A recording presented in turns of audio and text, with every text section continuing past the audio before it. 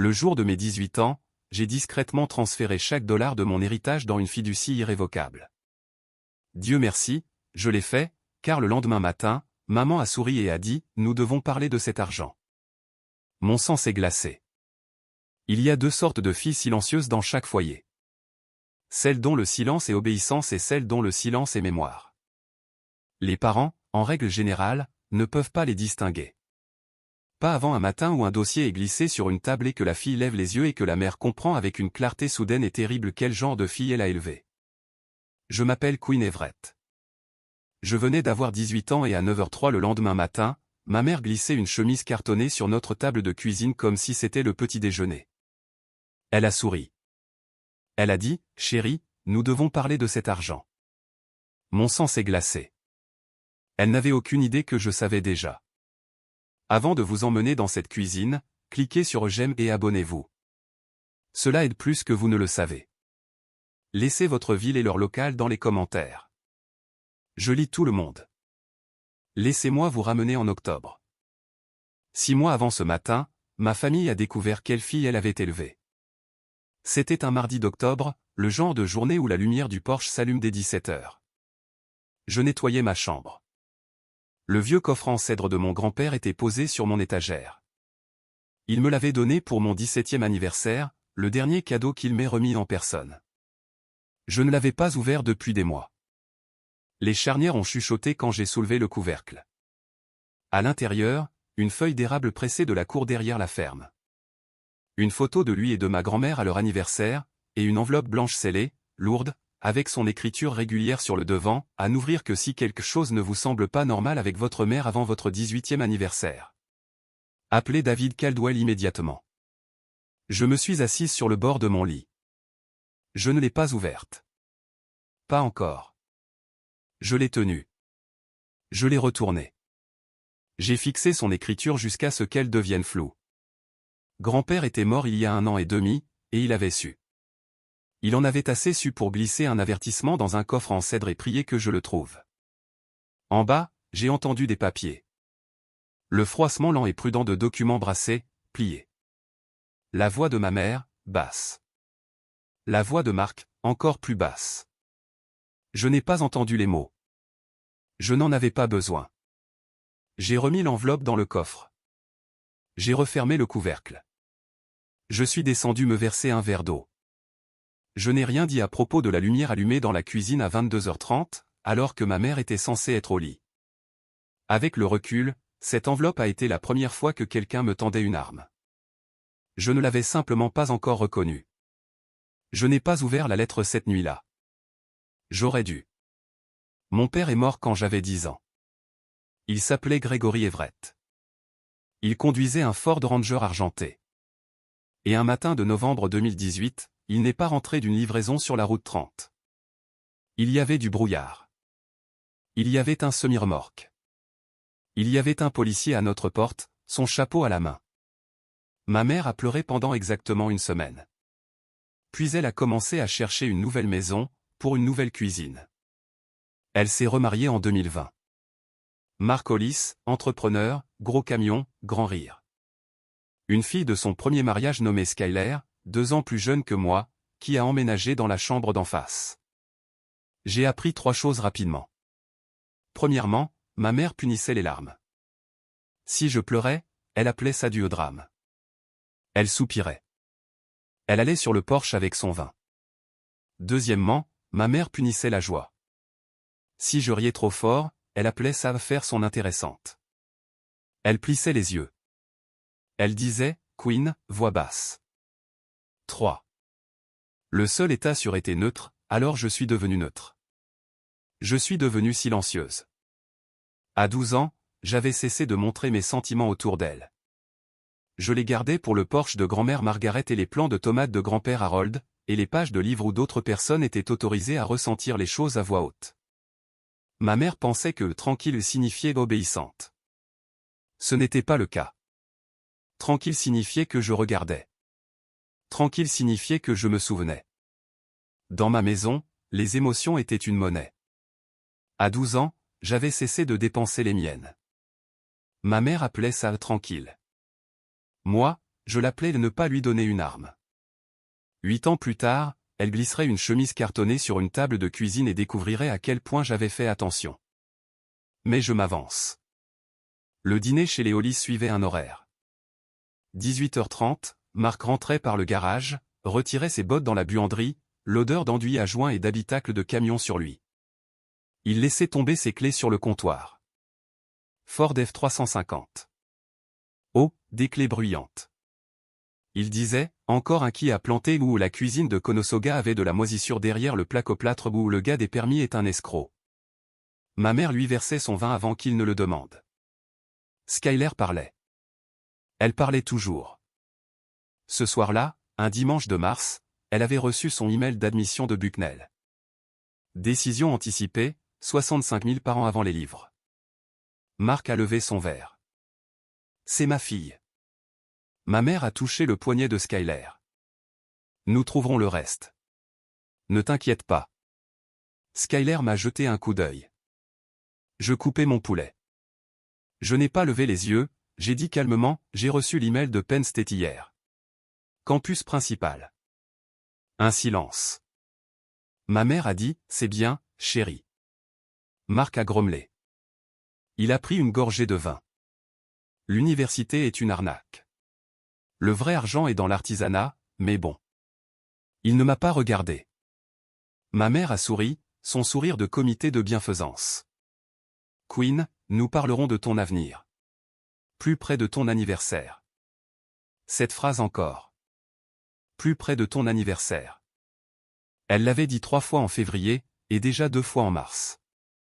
Ça ne sonnait pas comme une célébration. Ça sonnait comme un rendez-vous.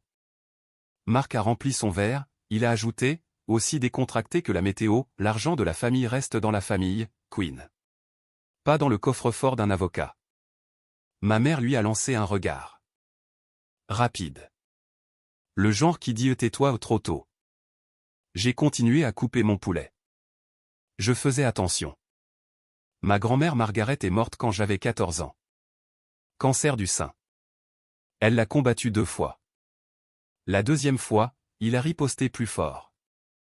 Elle m'a tenu la main l'après-midi de son décès. Elle a dit, tu es une très, très bonne fille. Ne laisse personne te dire le contraire. Je n'ai pas pleuré à l'hôpital. J'ai pleuré sur le parking, sur le siège passager de la Buick de grand-père. Et il ne m'a pas fait taire ni soupirer. Il a juste dit, laisse sortir, cacahuète. Laisse sortir. Grand-père Harold a tenu 2 ans de plus. Il est devenu plus silencieux, pas plus triste. Plus silencieux, comme une maison au crépuscule. L'été de mes 16 ans, j'ai emménagé dans une chambre d'amis en juillet et août. Je lui lisais depuis la chaise près de la fenêtre. J'arrosais les tomates. Je lui cuisinais les œufs comme il les aimait, jaune dur, beurre, sel. Il est mort en septembre, un mardi, à 78 ans. Crise cardiaque. Aux funérailles, ma mère portait du bleu marine et a pleuré avec les volumes appropriés. Marc est resté à l'arrière et a vérifié son téléphone. Le testament a été lu 2 semaines plus tard. Il y avait une fiducie, mon nom dessus, un chiffre qui a fait se relâcher la mâchoire de Marc, environ 680 000 $, des actions de premier ordre, un peu d'argent, le produit d'un petit terrain que grand-père avait vendu dans le comté de Bucks. Les termes étaient simples. Les actifs m'appartenaient. Je ne pouvais pas toucher au capital avant mes 18 ans. Ce jour-là, la pleine propriété bénéficiaire était transférée. Le nom du fiduciaire sur les papiers était David Caldwell. La note écrite de grand-père à l'intérieur du dossier disait 6 mots, ton choix, ta vie, avec amour, grand-père. Ma mère a lu ces 6 mots avec une expression que je n'oublierai jamais. Pas triste, pas fière, mais calculatrice. Grand-père m'avait laissé une porte. Ma mère avait déjà engagé un serrurier. 6 mois avant mon 18e anniversaire, un homme en costume gris a commencé à apparaître chez nous. Les mercredis à 16h30, la même voiture, une Lexus gris anthracite avec un affreux cadre de plaque d'immatriculation qui disait le Brigand Associate, Lancaster. Il restait 1h15. Il repartait avec un classeur en cuir sous le bras. Ma mère a dit qu'il était un assureur, puis un conseiller financier, puis une semaine un ami de Marc. L'histoire changeait. Son classeur, lui, ne changeait pas. Un après-midi de janvier, je suis rentré tôt de la bibliothèque. Mon service avait été coupé. Tempête de neige en approche. J'ai poussé la porte du vestibule et j'ai entendu des papiers sur la table de la cuisine. Je me suis arrêté. Ma mère a dit qu'une fois qu'elle signerait, le reste ne serait que de la paperasse. Marc a dit, et si elle hésite? Ma mère a ri. Court et sec. Queen, elle signera. Elle le fait toujours. Je suis resté dans le vestibule avec mes bottes et mon pouls dans les oreilles. Puis j'ai ouvert la porte bruyamment. J'ai appelé, maman, je suis rentré tôt. J'ai entendu des papiers balayés. Quand je suis entré dans la cuisine, la table était dégagée. Ma mère souriait. Elle a dit, jour de neige, hein? Tu veux du cacao? J'ai dit, bien sûr. Sur le comptoir, sous son sac à main, le coin d'un dossier dépassait. Papier à en-tête gaufré de couleur crème, Brigand Associates, planification de patrimoine familial. Skyler est entrée derrière moi. Elle a dit, c'est à propos de l'argent de Queen? Le sourire de ma mère n'a pas bougé. Marc a dit, Sky, va à l'étage. Skyler est montée. Ma mère m'a tendu le cacao. Elle a dit, Kini, tu es une si bonne fille. J'ai pris la tasse. J'ai dit, merci, maman. Je suis monté dans ma chambre. C'est à ce moment-là que j'ai cessé d'être la fille qui ne savait pas. J'ai juste gardé pour moi le fait que j'avais franchi le pas. J'ai ouvert l'enveloppe ce vendredi-là. Je suis allé au parc Willow Creek avec, glissé dans la poche de mon sweat à capuche. Les balançoires étaient vides. Le ciel était de la couleur du bitume mouillé. Je me suis assise sur un banc trop froid, et j'ai fendu le seau avec mon ongle. La lettre était une page, l'écriture de grand-père. Cacahuète, si tu lis ceci, quelque chose ne va pas avec ta mère. Je le suspecte depuis longtemps. Je n'ai jamais voulu te monter contre elle, mais je ne pouvais pas partir sans te donner une porte à ouvrir. David Caldwell est mon avocat depuis 30 ans. Il sait tout. Il attend ton appel. Tu as le droit de te protéger. Tu as le droit de choisir. Je crois que tu choisiras bien. Avec amour, grand-père. En dessous, en lettres capitales soignées, un numéro de téléphone. Indicatif régional 717. Je l'ai fixé un moment. Mes mains étaient froides. Mes yeux n'étaient pas humides. J'ai sorti mon téléphone. J'ai composé. Une femme a répondu.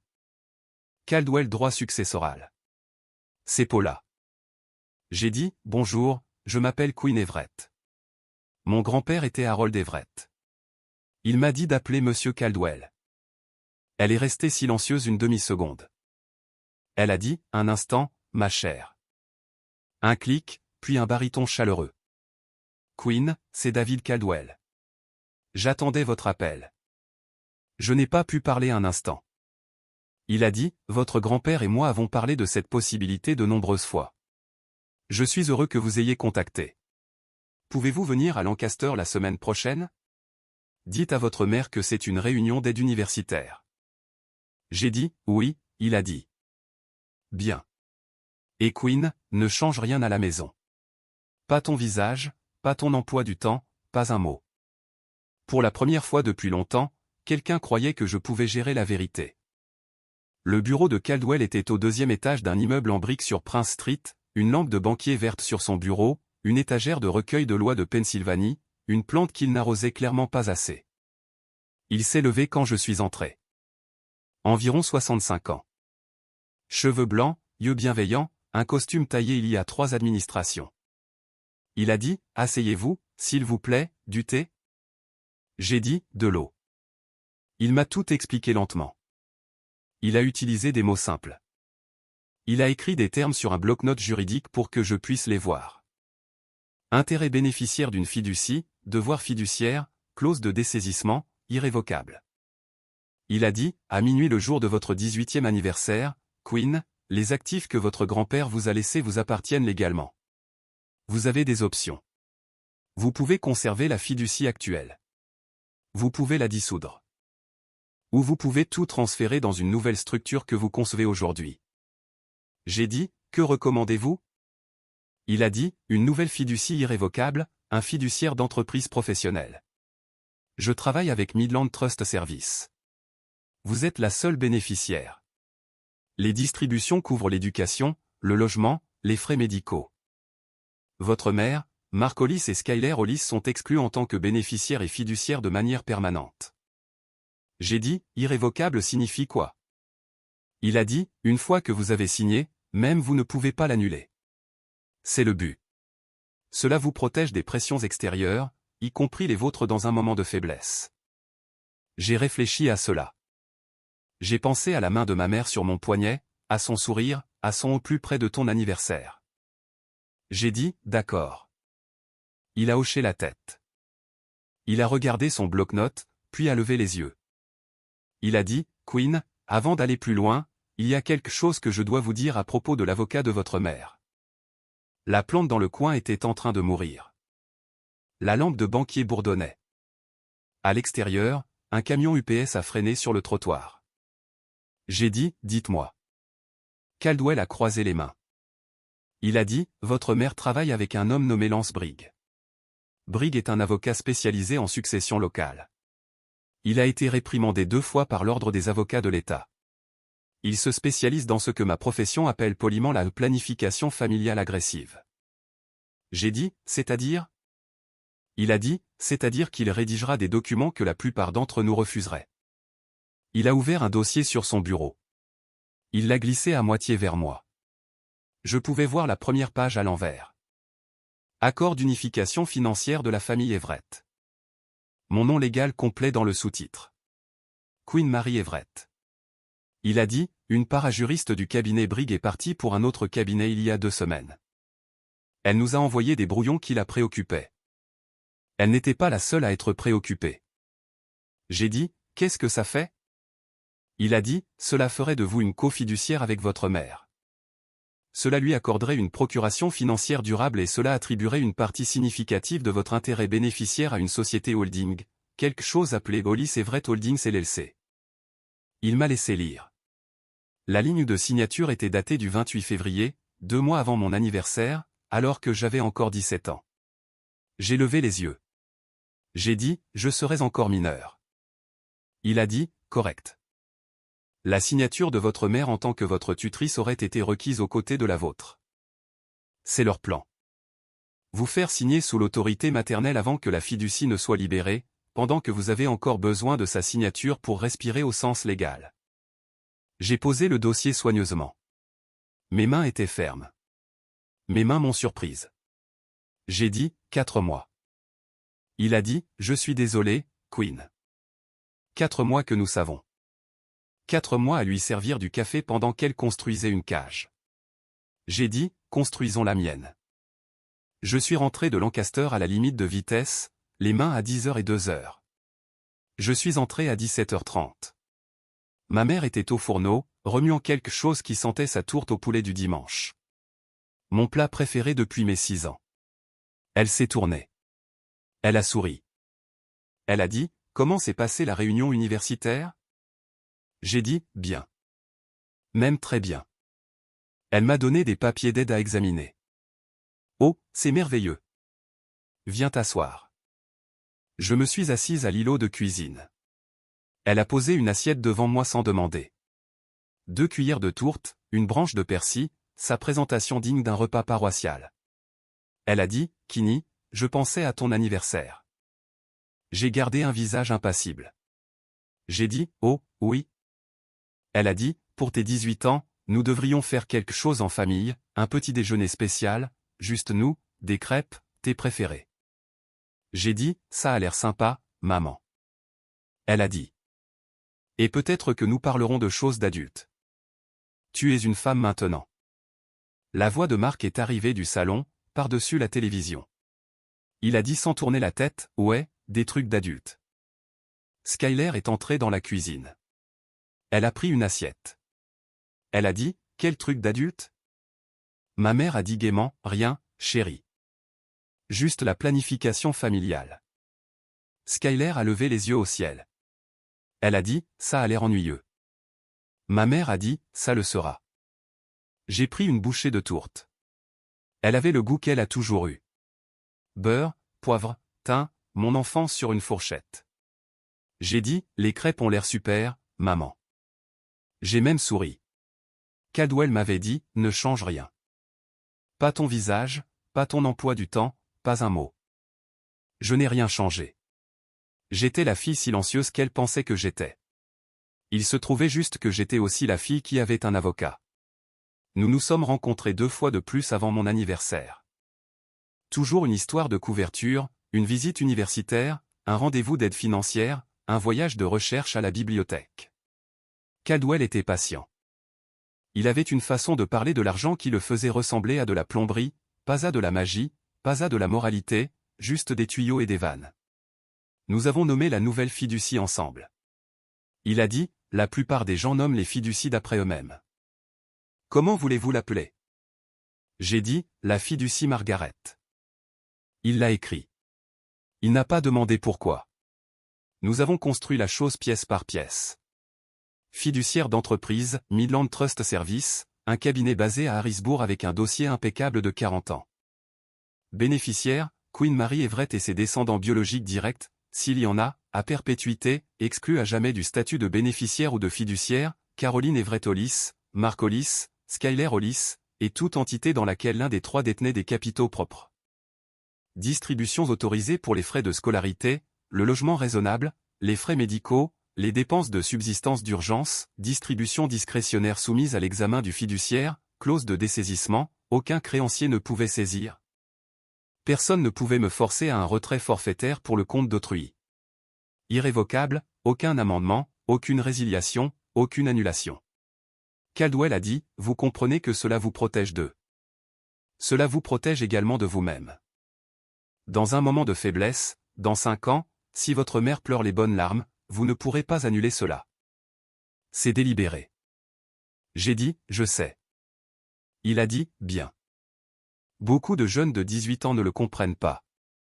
J'ai signé le brouillon au crayon 2 fois pour m'entraîner. Puis nous avons fixé l'exécution en direct pour minuit et 1 seconde. Le 15 avril 2026, le jour de mon anniversaire, notaire prêt, fiduciaire prêt. Caldwell a programmé un appel téléphonique pour 9h pile le lendemain matin, en haut-parleur si je le souhaitais. Il a dit, c'est votre moment, Queen. Utilisez-le comme vous le souhaitez. Tante Beth m'a appelé la semaine après cette réunion, sortant de nulle part. Ou peut-être pas. Elle a dit, Kenny, c'est Pittsburgh. Tu as 1 minute? Je suis allé dans le jardin. L'air sentait l'herbe fraîche. Elle a dit, j'ai appris par David Caldwell que tu posais des questions. J'ai dit, il te l'a dit? Elle a dit, il m'a dit que tu avais appelé. Il ne m'a pas dit de quoi. Je peux deviner. Beth était la petite sœur de mon père, infirmière en soins intensifs, 48 ans. Elle et mon père étaient proches. Elle et ma mère ne l'étaient pas. Elle a dit, Queen, j'aurais dû te dire ça il y a des années. Je suis désolé. Ton père a essayé de changer son testament avant de mourir. 6 mois avant l'accident, il voulait qu'une fiducie soit établie pour toi avec mon nom comme cofiduciaire. Je me suis assise sur la marche du porche. J'ai dit, que s'est-il passé? Elle a dit, ta mère s'est passée. Elle a pleuré pendant 1 semaine. Elle a dit que cela tuerait sa confiance en lui. Elle a dit que c'était une trahison. Il a cédé. Il lui a tout laissé. L'assurance vie, la maison, tout. J'ai dit, 450 000. Elle a dit, tu savais. J'ai dit, j'ai trouvé les papiers le mois dernier. Long silence. Puis elle a dit, chérie, tu n'es pas la première sur qui elle a travaillé. Tu es juste celle qui a eu un grand-père qui a anticipé. Je n'ai pas pleuré. J'en avais envie. Je ne l'ai pas fait. Elle a dit, si tu as besoin d'un endroit où aller après ton anniversaire, j'ai une chambre. J'ai un chat méchant nommé Walter. J'ai du café. Tu es la bienvenue aussi longtemps que tu veux. J'ai dit, tante Beth, quel jour est-il là-bas? Elle a dit, jeudi, cacahuète, comme toi. J'ai dit, je pourrais bien prendre ta chambre. Le dimanche avant mon anniversaire, ma mère a fait un rôti de bœuf. Son repas quelque chose d'important arrive. Marc a allumé des bougies. Skyler a posé son téléphone face cachée. Pendant le dîner, j'ai posé une question. Décontractée, curieuse, la voix d'une fille cherchant des conseils. J'ai dit, maman, quelle est la différence entre une fiducie et un compte familial? Elle s'est illuminée comme une lampe de Porsche. Elle a dit, oh, chérie, les fiducies sont compliquées. Elles peuvent échouer si elles ne sont pas gérées par des membres de la famille qui se soucient vraiment. Marc a hoché la tête. Les avocats les vident. J'ai vu ça arriver à la mère de Gus Traîné. Ma mère a dit, tu serais choqué. Frais, retard, ils vous harcèlent pour de petites sommes. J'ai dit, c'est effrayant. Elle a dit, c'est pourquoi les comptes familiaux fonctionnent mieux. Des objectifs partagés, pas d'étrangers, juste rassemblés. Marc a dit, l'argent de la famille reste entre les mains de la famille, pas dans celle d'un fiduciaire d'entreprise à Harrisburg. C'est le mot entreprise qui l'a trahi. Je n'avais jamais utilisé ce mot devant lui. Elle non plus, mais Briggs l'aurait fait. J'ai dit, Skyler, de son assiette sans lever les yeux, maman dit que l'argent était censé être à nous tous de toute façon. Silence de mort. La fourchette de ma mère s'est immobilisée à 1 centimètre au-dessus de son assiette. Marc a dit trop fort, Sky, chérie, mange. Ma mère s'est reprise. Elle a dit, Sky veut juste dire que la famille est une équipe, chérie. C'est tout. J'ai dit, oh, bien sûr, maman. Ce rôti est incroyable. J'ai tendu la main pour les pommes de terre. J'ai passé la sauce. J'ai gardé le visage de la fille silencieuse qui ne savait rien. Dans ma tête, je prenais des notes. Skyler avait connu au moins la forme de la chose. Peut-être les bords. Ma mère lui en avait dit assez pour qu'elle se comporte bien un certain matin d'avril.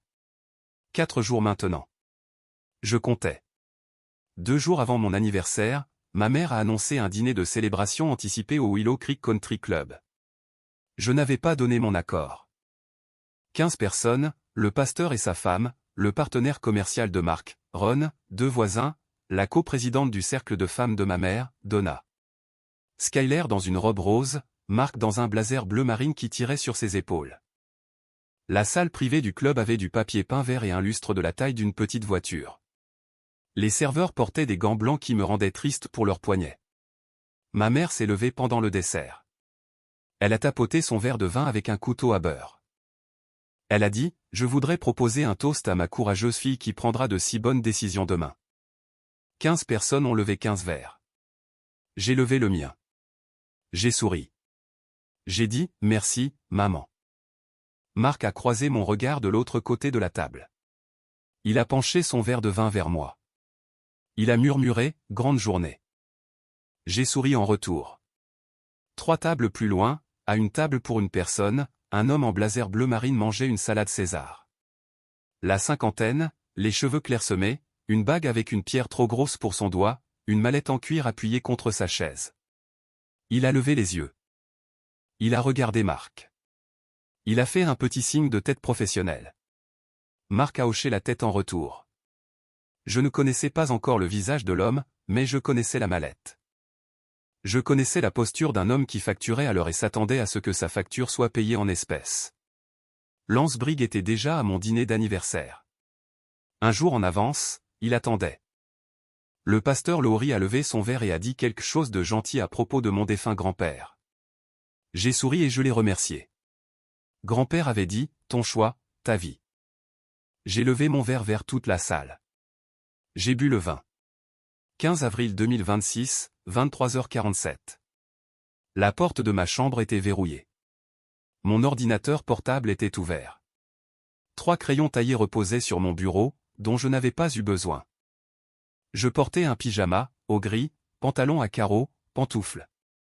Je voulais que ma signature provienne de la version de moi qui dormait dans cette maison chaque nuit. À 23h52, Caldwell a rejoint le Zoom. Cheveux blancs, cravate bleue, lampe de banquier verte derrière lui. À 23h54, une femme de Midland Trust Service a rejoint. Elle s'appelait Priya Dessay. Elle a dit, joyeux presque anniversaire, mademoiselle Everett. À 23h56, le notaire en ligne a rejoint. Commissionné en Pennsylvanie. Caméra allumée. Vérification d'identité effectuée. 23h59 Caldwell a dit, prête, Queen? J'ai dit, oui. 23h59 et 40 secondes. 23h59 et 55 secondes. Le curseur clignotait dans le champ de signature. Minuit en 1 seconde, j'ai tapé mon nom légal. Queen Mary Everett. Lentement. Chaque lettre délibérément. Le notaire a confirmé. Priya a confirmé. Les yeux de Caldwell ont suivi l'écran. À minuit 2, le système a demandé la confirmation de l'autorisation de transfert d'actifs. J'ai cliqué sur Approuver. Code à 2 facteurs approuvé. À minuit 3, Priya a dit « Initiation du virement ». À minuit 4 et 2 secondes, elle a dit « Confirmé ». Fonds reçus. 681 412 $ et 90 cents. La fiducie Margaret est financée. Entièrement exécutée. Irrévocable. Caldwell a regardé la caméra. Il a dit « Joyeux anniversaire, mademoiselle Everett. Le monde vous appartient maintenant. » J'ai réalisé que j'avais retenu mon souffle pendant près d'1 minute. Je l'ai relâché. J'ai dit « Merci ». Il a dit « Dormez si vous pouvez. Attendez-moi à 9h demain. » Les trois sont partis. La fenêtre Zoom est devenue silencieuse. En bas dans la maison sombre, un réfrigérateur bourdonnait. J'ai fermé mon ordinateur portable. Je me suis assise. Mes mains fourmillaient. Pour la première fois depuis 6 mois, j'étais fatigué. Je me suis allongé et j'ai dormi. Permettez-moi de faire une pause ici un instant. Si quelqu'un de votre famille vous a déjà demandé de signer quelque chose que vous ne compreniez pas entièrement, laissez le mot ancré dans les commentaires. Je veux savoir combien nous sommes. Je lis tous les commentaires plus tard ce soir, je le promets. Parce que ce qui vient ensuite n'est pas la fin. Loin de là. Je devais encore descendre le lendemain matin. Je devais encore m'asseoir en face de la femme qui avait passé 4 mois à rédiger des papiers à mon sujet, et elle pensait toujours qu'elle allait gagner. Retour à l'histoire. 7h30, 16 avril. J'étais réveillé avant mon réveil. J'ai pris une douche de 6 minutes. J'ai séché mes cheveux à moitié. J'ai mis un cardigan en cachemire de la couleur du beurre frais. Un jean, les boucles d'oreilles cloues en or de ma grand-mère, pas de maquillage. Je me suis tenu devant le miroir de ma chambre. J'ai dit à voix haute, fille silencieuse. Je lui ressemblais. Je suis descendu à 7h45. La cuisine sentait les crêpes. Ma mère était au fourneau dans sa robe de chambre. Rose matelassée. Ses cheveux blonds attachés comme elle les portait pour le brunch. Elle s'est tournée. Elle a rayonné. Elle a dit, voilà ma fille d'anniversaire. Joyeux 18 ans, chérie. Elle m'a serré dans ses bras. Cela a duré 3 secondes de plus que ses câlins habituels. Elle sentait son Estée Lauder et la graisse de bacon. Marc était à table dans un polo. Skyler était en pyjama avec son téléphone appuyé contre la carafe de jus d'orange. Une chemise cartonnée était posée sur la table à droite du couvert de ma mère. Pas cachée, pas même légèrement. 3 crêpes en tour sur mon assiette. Des bougies, celles d'anniversaire, fines, non allumées. Ma mère a dit, assieds-toi. Assieds-toi, Marc. Allume ces bougies. Marc a sorti un briquet de sa poche. Il a allumé 3 bougies. Ma mère a dit, fais un vœu, Kini. Je me suis penché sur l'assiette. J'ai pensé, je souhaite que mon grand-père sache. J'ai soufflé les bougies. Ma mère a applaudi. Skyler a dit, chouette, Queen. Marc a dit, 18 ans. Mon Dieu. J'ai dit, ça sent bon, maman. J'ai pris ma fourchette. J'ai coupé la crêpe du haut. Le dossier a capté la lumière du matin. Son bord était parfaitement aligné avec la tasse de café de ma mère. J'avais répété ce matin dans ma tête 50 fois, peut-être. Aucune de ces répétitions ne m'avait préparé à la normalité de la situation. Elle m'a laissé manger 2 bouchées de crêpes. Puis elle a croisé les mains sur la table. Elle a utilisé sa voix chaleureuse, la voix du cercle de femmes. Elle a dit, « Chérie, maintenant que tu as 18 ans, il y a quelque chose dont nous devons parler. Cet argent de grand-père. » J'ai posé ma fourchette. J'ai dit, « D'accord. » Elle a glissé le dossier sur la table. Il a avancé de 7 centimètres. Il s'est immobilisé contre mon assiette. Elle a dit, ce n'est rien de grand, juste quelques papiers familiaux que l'avocat a rédigés pour nous aider à être intelligents pour la famille. Marc a dit, rien de fou, juste de la structure. Skyler a regardé. Elle n'avait pas pris son téléphone. J'ai dit, puis-je regarder? Ma mère a dit, bien sûr, chérie. Prends ton temps.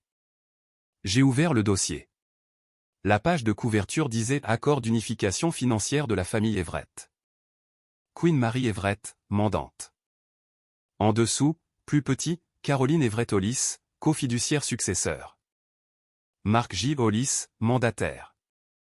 Mon nom légal complet à 3 endroits. Une ligne de signature avec mon nom imprimé en dessous. Une autre ligne pour la signature de ma mère en tant que parent ou tuteur, dont elle n'aurait besoin que si j'étais encore mineur. J'ai tourné la page de couverture.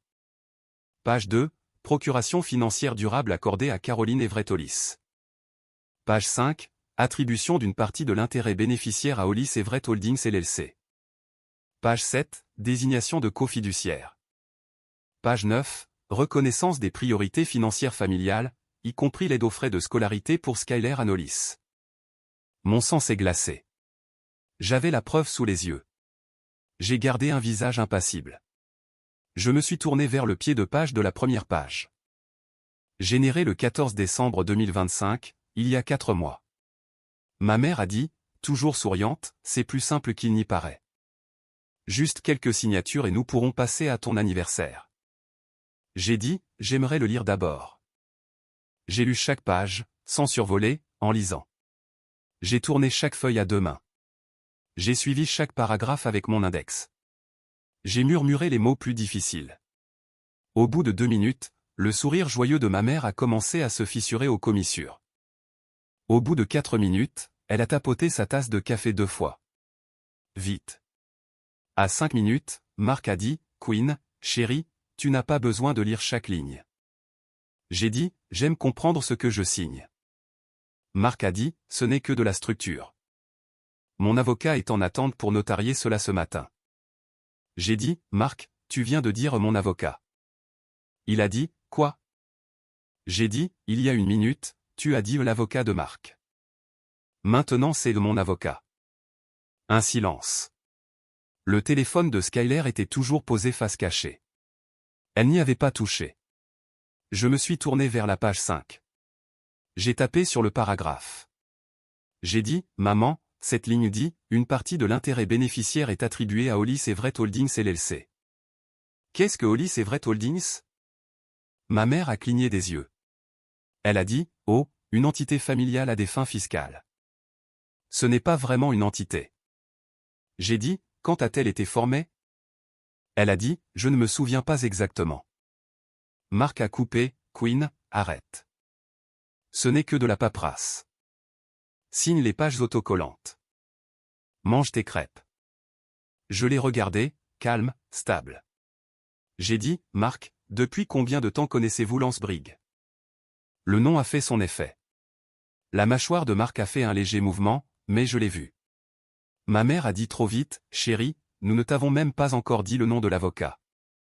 J'ai dit, je sais. C'est ce que je remarque. Skyler a levé les yeux. Enfin, les yeux écarquillés.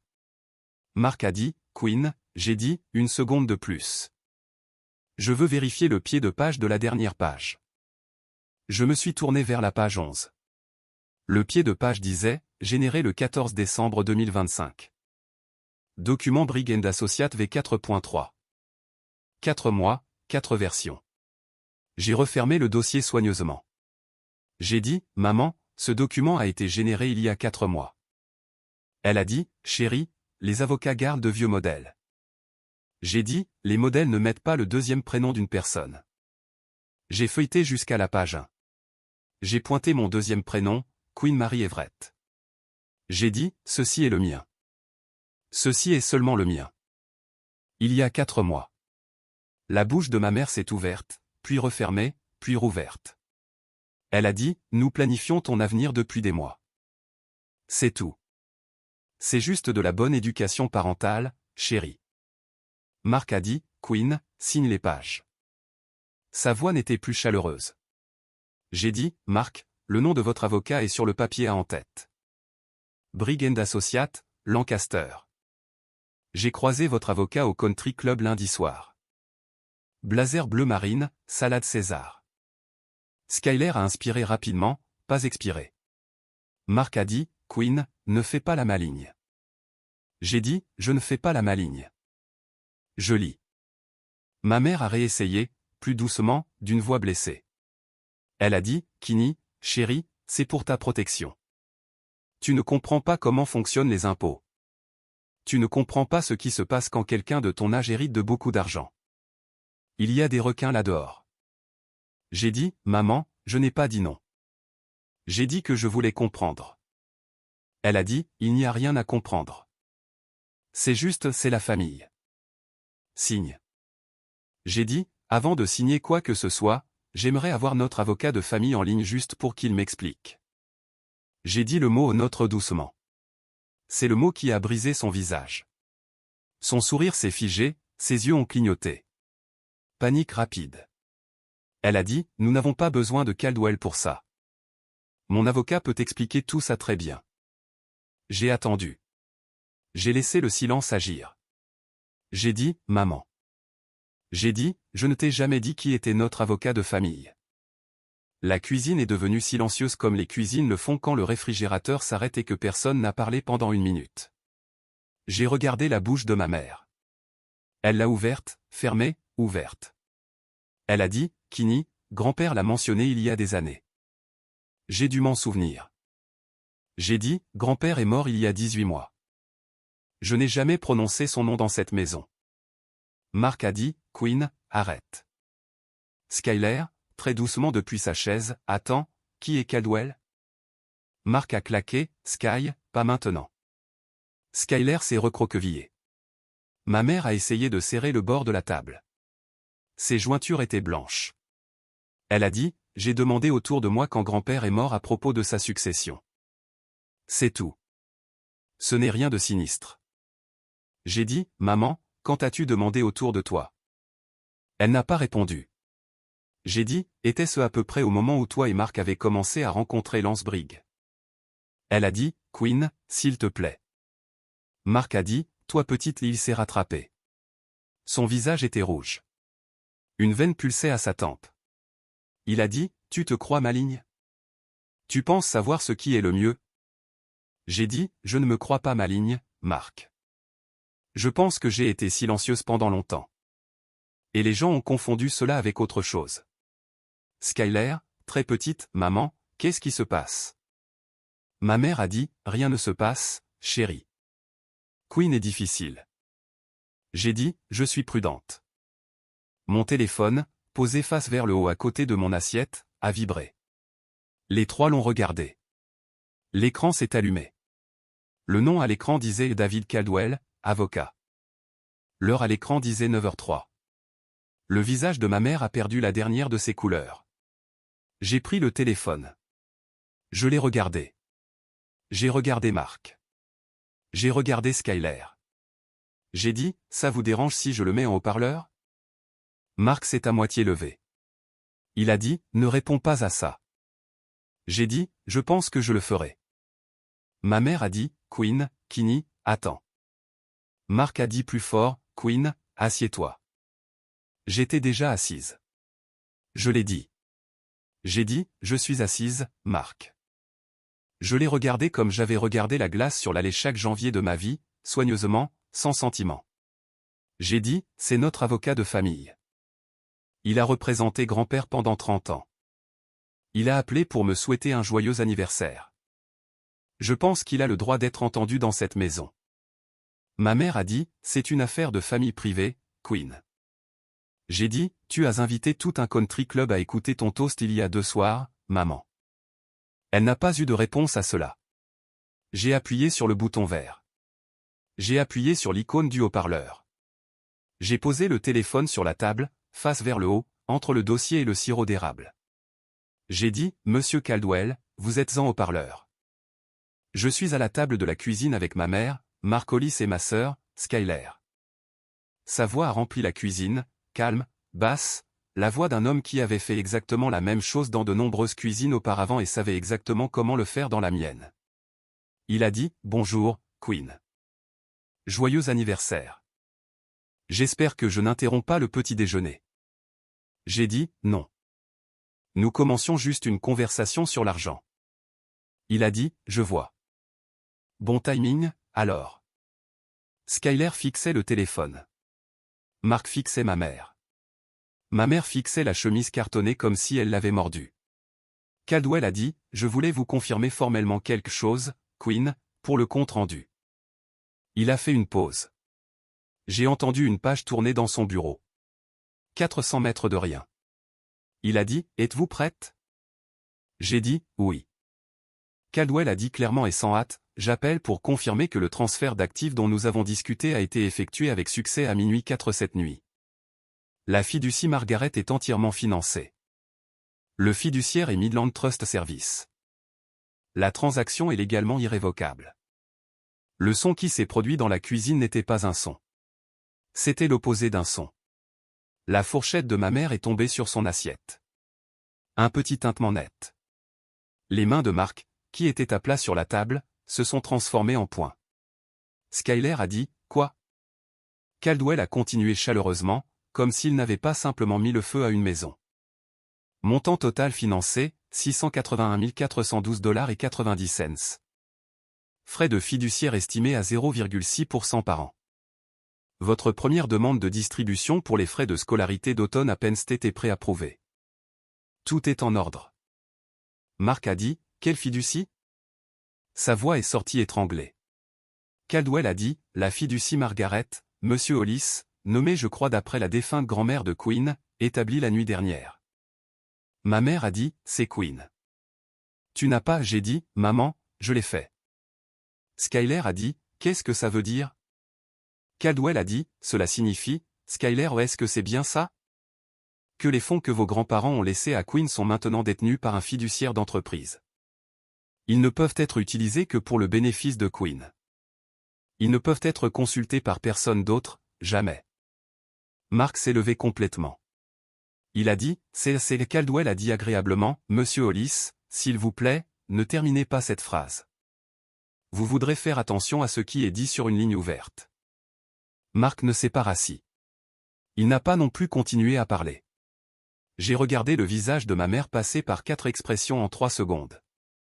Incrédulité, calcul, peur, et finalement, lentement, l'expression que j'attendais de voir sur elle depuis 18 ans. L'expression qui disait « J'ai perdu ». Caldwell a dit comme s'il lisait la météo, incidemment, « Queen, je voulais signaler autre chose pendant que nous sommes tous ensemble. » J'ai dit « Allez-y. » Il a dit « Il y a environ 10 semaines, mon cabinet a reçu une copie transmise d'un ensemble de documents préliminaires provenant de Briggs et associés à Lancaster. Une ancienne parajuriste de là a soulevé des préoccupations concernant le contenu et l'a transmis à 2 collègues. Canal de lanceur d'alerte standard. Ma mère a dit, c'est du matériel protégé. Caldwell a dit doucement, Madame, le produit de travail préparé pour un bénéficiaire mineur tiers n'est pas privilégié de la manière dont vous semblez le penser, et la transmission n'est pas le problème.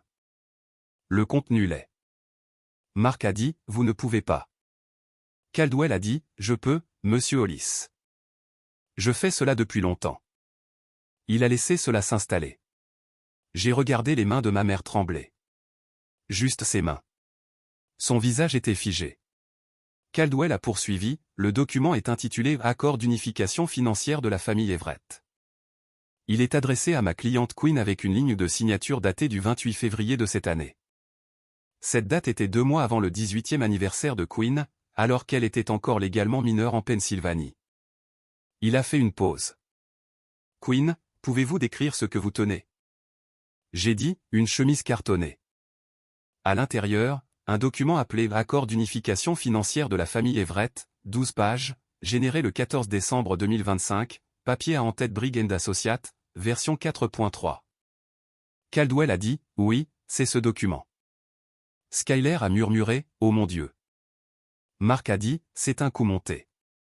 Caldwell a dit, non, Monsieur Hollis, un coup monté nécessite une tromperie de la part de la personne accusée. Mademoiselle Everett a simplement lu ce qui a été placé devant elle, avec des témoins. Ma mère a dit, très doucement, Queen, chérie, s'il te plaît. J'ai dit, maman, laisse-le finir. Caldwell a dit, je tiens à être clair sur quelques points pour la protection de Queen et pour le compte rendu de cette conversation. Il les a énumérés à voix haute. 1. Le document devant Queen n'est pas exécutoire. Après minuit la nuit dernière, les actifs qu'il tente de diriger ne sont plus légalement disponibles pour Queen à attribuer. Ils appartiennent à la fiducie Margaret. 2. Le document était destiné à être exécuté alors que Queen était encore mineure. La ligne de signature était datée du 28 février. L'exécution aurait requis la signature de Caroline Everett Hollis en tant que tutrice. C'est un indicateur structurel d'intention d'utiliser l'autorité parentale pour diriger un futur héritage de mineurs. 3. En Pennsylvanie, un tuteur doit un devoir fiduciaire à un enfant mineur. Tenter de détourner l'héritage d'un mineur vers une entité dans laquelle le tuteur a un intérêt financier personnel, comme Hollis Everett Holdings LLC, formé en novembre 2025 comme Mark Hollis, membre unique, est un manquement fiduciaire. Ma mère a dit, arrêtez. S'il vous plaît, arrêtez. Caldwell a dit, 4. J'ai, hier, déposé une plainte formelle auprès du Conseil de discipline de la Pennsylvanie concernant le rôle de Lance Brigg dans la préparation de ce document, ainsi que de 3 brouillons précédents. Monsieur Brigg a 2 réprimandes antérieures. Mark a dit, vous avez déposé contre Brigg. Caldwell a dit, j'ai déposé lundi. Monsieur Brigg a été informé hier à 16 heures. Je m'attends à ce qu'il ne réponde pas aux appels aujourd'hui. La chemise cartonnée sur la table semblait différente maintenant.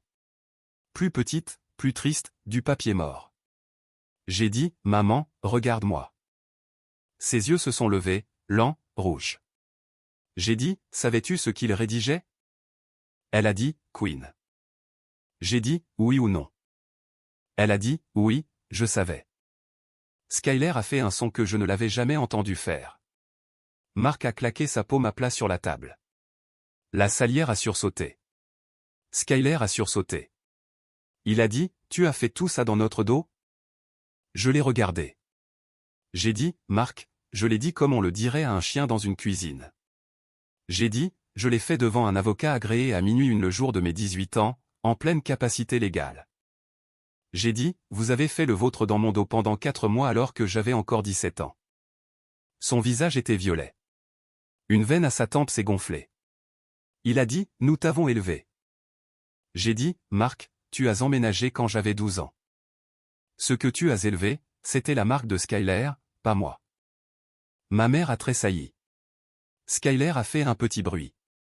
Mark a dit, toi ingrate Caldwell, du haut-parleur, a coupé, calme comme une lame. Monsieur Hollis, je vous conseille de prendre une grande respiration. Cette conversation est documentée de mon côté pour la protection de ma cliente. Mark s'est arrêté. Il s'est rassis brutalement. Il a fixé le mur. J'ai dit, Monsieur Caldwell, merci. Il a dit, de rien, Queen. J'ai dit, encore une chose. Puis-je lire quelque chose à voix haute pour le compte rendu? Il a dit, s'il vous plaît. J'ai ouvert le dossier. J'ai trouvé la page 9. J'ai lu, reconnaissance des priorités financières familiales, y compris l'aide aux frais de scolarité pour Skyler Anolis à l'université Bucknell. J'ai levé les yeux vers Skyler, vers ma mère, vers Mark. J'ai dit, donc, tout cela visait à payer les études de Skyler? Personne n'a dit non. Personne n'a dit oui non plus. J'ai refermé le dossier. J'ai dit, je vais le garder. Mon avocat en a demandé une copie. Ma mère a dit, Queen. J'ai dit, maman, pas maintenant. Je n'ai rien de cruel à dire, mais je n'ai rien de gentil non plus. Les larmes de ma mère ont commencé à la demande, en volume, de vraies larmes. Je lui accordais cela. Son corps pouvait les produire. Mais le script sous-jacent était un que j'avais entendu 100 fois auparavant à 100 tables de dîner. Elle a dit, après tout ce que j'ai sacrifié pour toi, Queen, c'est comme ça que tu me rembourses? J'ai attendu que la vague passe. J'ai dit, maman, je pense au mot sacrifice depuis longtemps. J'aimerais y revenir avec toi quand nous serons toutes les deux plus calmes, avec des professionnels dans la pièce, un médiateur, un conseiller, quelqu'un de neutre. Elle a dit, je n'ai pas besoin d'un étranger pour me dire comment être ta mère. J'ai dit, je pense que si. Je pense que nous en avons besoin depuis longtemps. Elle a pleuré plus fort. Marc a posé sa main sur son épaule. Pour la forme. Il ne l'a pas regardé. Caldwell, toujours en haut-parleur, a dit, « Queen, Elizabeth Everett est garée au bout de votre allée. Elle m'a appelé il y a 10 minutes. Vous êtes la bienvenue de partir dès que vous êtes prête. » Je me suis levé. J'ai pris le dossier. J'ai pris mon téléphone. J'ai dit, « Merci pour le petit déjeuner, maman. » J'ai marché vers le porte-manteau. J'ai mis ma veste. J'ai enfilé mes baskets. J'ai marché dans le couloir, passant devant les photos de mariage sur le mur. À la porte d'entrée, j'ai fait une pause. Je me suis retourné. Skyler me regardait, juste elle. Ma mère avait le visage dans les mains. Marc fixait son café. J'ai dit, « Sky, tu as 16 ans. Tu n'as pas fait ça. Ne le porte pas. Envoie-moi un message dans un an. » Skyler a hoché la tête une fois. J'ai ouvert la porte. Le soleil d'avril était pâle et honnête. J'ai descendu l'allée. La Honda Civic de Tante Beth attendait, moteur en marche. Faites une pause avec moi. Si vous venez de détendre votre mâchoire, appuyez sur le bouton j'aime. Cela aide plus que vous ne le savez. Je pensais que franchir cette porte était la fin. Ce n'était pas le cas. C'était peut-être le chapitre 10 sur 15. Je ne savais pas encore comment les petites villes décident qui est le méchant, à quelle vitesse, à quel point silencieusement. Et les appels téléphoniques qui allaient arriver sur ma boîte vocale de personnes à qui je n'avais pas parlé depuis des années. Ma mère n'en avait pas fini. Marc n'en avait pas fini. Willow Creek avait aussi des opinions. Restez avec moi. La suite m'a même surprise. Tante Beth vivait dans un appartement au 2e étage sur Maple Street à Squirrel Hill. Elle avait un figuier lyre plus grand que moi. Un chat gris nommé Walter qui jugeait tout le monde. Un canapé sectionnel avec une courte pointe jetée dessus. Une table basse avec une trace d'humidité. J'ai tout de suite aimé. Elle a dit, chaussures retirées. T'es maintenant. J'ai dit, bête. Elle a dit, chaussures, thé, douche, sommeil dans cet ordre. Discussion d'adulte dans 12 heures. J'ai fait ce qu'elle a dit. J'ai pris une douche de 20 minutes. Je suis sorti en vêtements de sport. Mon téléphone était posé face cachée sur le comptoir. Je l'ai retourné. 47 appels manqués. 62 messages. Ma mère. Ma mère. Ma mère. Pasteur Lowry. Donna du cercle de femmes. Ma tante du côté de ma mère. Linda à qui je n'avais pas parlé depuis 2 ans. Un voisin nommé Phil. J'ai fait défiler. Kini. S'il te plaît, appelle-moi. Queen. Ta mère est dévastée. C'est le pasteur Lowry. J'aimerais vous parler quand vous serez prête. Vous brisez le cœur de votre mère. Rappelez-moi tout de suite, jeune fille. Beth est apparue dans l'embrasure de la porte avec une tasse d'Earl Grey. Elle a regardé par-dessus mon épaule l'écran. Elle a dit, bloque-les. J'ai dit, tous? Elle a dit, tous. Caldwell te dira lesquels débloquer plus tard. Ce soir, ton travail est de dormir. J'ai dit, elle dira que je l'ai abandonné. Beth a dit, elle dira ce qu'elle dira. La vérité doit enfiler ses chaussures. La vérité est lente, cacahuète. Laisse-la marcher. J'ai bloqué 12 numéros. J'ai mis mon téléphone en mode avion. J'ai bu le thé. Walter a sauté sur le canapé. Il m'a regardé. Il a soupiré. Il s'est blotti sur la courte pointe comme s'il avait décidé. J'ai dormi 10 heures. Je n'avais pas dormi comme ça depuis mes 9 ans. Willow Creek était une ville de 9000 habitants, 3 églises et 2 opinions sur tout. Ma mère est allée à la première église méthodiste le dimanche suivant. Elle portait du bleu marine. Elle a pleuré pendant les annonces. Elle s'est levée pendant les intentions de prière et a dit que sa fille avait quitté la maison de manière inattendue, dans un moment de confusion. L'épouse du pasteur Lowry, Marie, était assise 3 rangs derrière. Marie avait assisté au toast au country club lundi soir. Marie avait entendu Marc murmurer une grande journée. Marie avait entendu ma mère dire de si bonnes décisions demain. Marie n'a pas pleuré pendant l'intention de prière de Caroline. Marie n'est pas venue la serrer dans ses bras après. Marie est rentrée chez elle et a appelé Donna du cercle de femmes. 3 jours plus tard, le pasteur Laurie a pris ma mère à part après le service.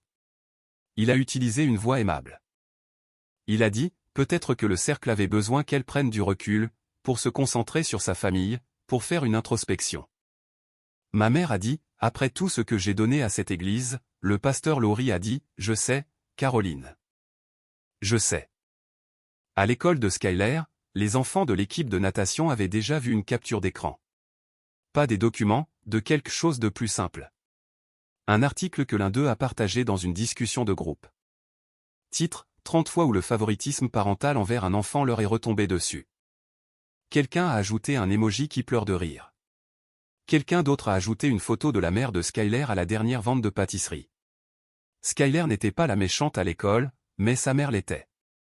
La capitaine de l'équipe de natation, une junior nommée Izzy, s'est assise avec Skyler au déjeuner mercredi et a dit, c'était n'importe quoi.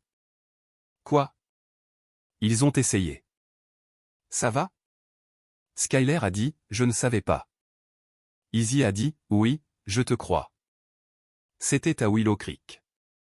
Un verdict. Je n'ai rien tweeté. Je n'ai rien posté. Je n'en avais pas besoin. L'entreprise de Marc tenait avec des prières et des astuces de facturation. C'était le cas depuis 18 mois. Le matin après le petit déjeuner, la First Keystone Bank a appelé pour un privilège sur l'équipement en souffrance. Marc payait le minimum. Il prévoyait de rattraper son retard avec le nouveau capital familial. Sa propre phrase prononcée à son partenaire commercial Ron autour de bière en janvier. La First Keystone n'était pas intéressée par le capital familial. La First Keystone voulait $6,400 avant vendredi. Le vendredi est arrivé, les $6,000 non. Ils ont réclamé les privilèges sur le F350 et 2 de ces bétonnières. Lundi, la dépanneuse est venue à l'atelier près de la route 272. Marc a regardé son camion monter sur la rampe. Il n'a pas pleuré. Il n'est pas rentré chez lui non plus. Ma mère avait co-signé la 2e hypothèque sur la maison. Son nom était sur le papier. Son nom était sur le coup. Mardi, elle a appelé un avocat spécialisé en divorce, pas Brigg. Brigg, à ce moment-là, ne prenait plus les appels. Un autre, quelqu'un nommé Cartwright. Elle a demandé la séparation légale de leurs finances jeudi. Le dépôt de Bucknell de Skyler était non remboursable. $2,000 envolés. Elle a envoyé un email au bureau des admissions en pleurant. Ils ont été aimables. Ils ont émis une dispense et une lettre de formulaire douce concernant le report d'1 an. Skyler s'est inscrite à Penn State Harrisburg à la place. Frais de scolarité en l'état, 86% moins cher. Un samedi de mai, Marc a quitté la maison de Willow Creek. Il a loué une chambre au-dessus d'un garage en Africa. Ma mère a gardé la maison. Techniquement, la 2e hypothèque en gardait la majeure partie sur papier. Rien de tout cela n'était de mon fait. J'avais simplement refusé d'être la planche de salut. Ils avaient passé 6 mois à essayer de faire passer mon argent en argent familial. Maintenant, ils ne pouvaient même plus s'entendre sur les dettes de qui appartenait à qui. La plainte de Caldwell contre Lance Brigg a été déposée auprès du Conseil de discipline de la Pennsylvanie fin avril. Le conseil est lent. D'habitude celui-ci a bougé. La parajuriste de Brigg, celle qui avait transmis les brouillons, a fait une déclaration sous serment. 2 autres anciens clients se sont manifestés. Une veuve dont les actifs du défunt mari avaient été restructurés de manière suspecte, et une enseignante à la retraite dont la fiducie éducative de ses petits-enfants avait disparu dans une LLC familiale contrôlée par son gendre. Un schéma. Le conseil a appelé cela une sanction disciplinaire. 8 semaines après le dépôt de Caldwell, le conseil a rendu une décision. Lance Brigg a été suspendu de la pratique du droit dans le Commonwealth de Pennsylvanie pour 3 ans. Lors de sa réintégration, il serait soumis à une période de probation sous surveillance pour 2 années supplémentaires. Il ne pouvait pas toucher un document de fiducie. Il ne pouvait pas conseiller sur une succession. Il ne pouvait même pas techniquement rédiger un simple testament. Le journal local a publié un petit article en page 3. 2 paragraphes, sa photo, l'adresse de son cabinet. C'était le genre d'article qui ne fait pas la une, mais qui est lu discrètement par tous les avocats à moins de 50 miles et par tous ses anciens clients. Caldwell m'a transmis l'article par email. L'email n'avait ni objet ni corps, juste le lien. J'ai répondu « Merci ». Il a répondu 3 minutes plus tard. 3 mots, la justice n'est pas bruyante. J'ai sauvegardé l'email. Je l'ai toujours. Je l'ai sauvegardé parce qu'il disait quelque chose dont je voulais me souvenir. Tu n'as pas besoin de crier pour gagner. Tu n'as pas besoin de rabaisser qui que ce soit. Tu déposes les papiers. Tu laisses le système faire ce pourquoi il a été construit. Tu laisses la vérité cheminer lentement vers la lumière du jour. Et tu laisses les gens qui t'ont blessé regarder leur propre plafond s'effondrer brique par brique, sans ton aide. Skyler m'a envoyé un message un mardi fin mai. J'étais à Skirell Hill. J'étais à la table de la cuisine, écrivant mon essai de candidature pour le Shrié Honor College. Son message disait « Je ne savais pas qu'elle voulait tout. Je pensais que c'était juste un peu pour mes frais de scolarité. Je ne lui ai pas demandé. Je le jure. Je l'ai lu 3 fois.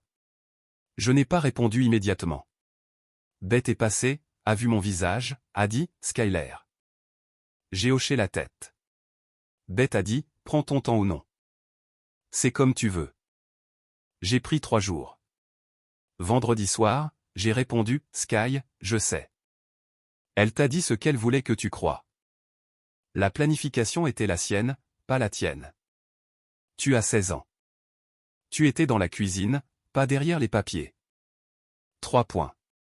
Des points pendant longtemps. Elle a écrit « Je suis désolé. » J'ai écrit « Je sais. » Puis j'ai écrit « Je ne suis pas en colère contre toi. Je ne suis pas disponible pour être avec maman pendant un moment, mais je ne te coupe pas les ponts. » Elle a écrit « D'accord. » J'ai écrit « Un café dans un an, quand tu auras 18 ans et que tu seras indépendante. » Je suis sérieuse. Je conduirai. Elle a écrit « D'accord, Kini. » Elle ne m'avait pas appelé Kini depuis 3 ans.